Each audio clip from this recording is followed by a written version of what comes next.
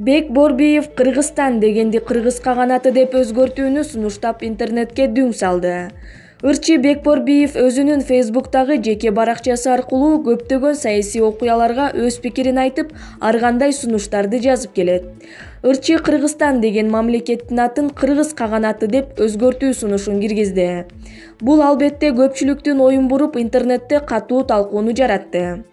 Кыргыз каганаты деп аталсак ким макул, стан, республика дебей деп жазып чыкты. Айрым гана интернет колдонуучулары бул сунушту колдоорун билдиришкени болбосо, көпчүлүк ырчынын бул сунушуна каршы чыгышууда.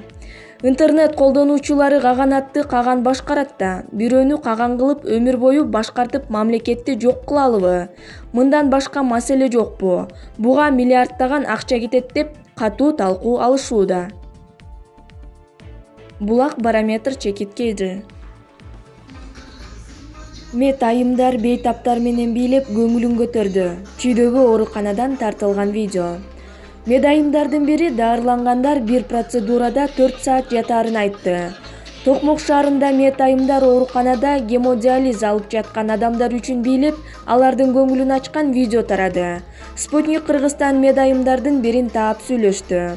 Флешмобтун автору Токмок шаарындагы гемодиализ борборунун улук медайымы Жүрсүн Эселова видео тууралуу айтып берди. Флешмоб бүгүн 28 январда Токмок шаарында тартылган. Бизде даарылангандар бир процедурада 4 саат жаткандыктан тажап кетет. Бир палатада 5 киши бар. Алардын көңүлүн көтөрөлү деп ой келип кетти эле, бүгүн биринчи ирет жасадык. Мындай флешмобтун Испанияда болгонун көрүп калган элем, деди Эселова.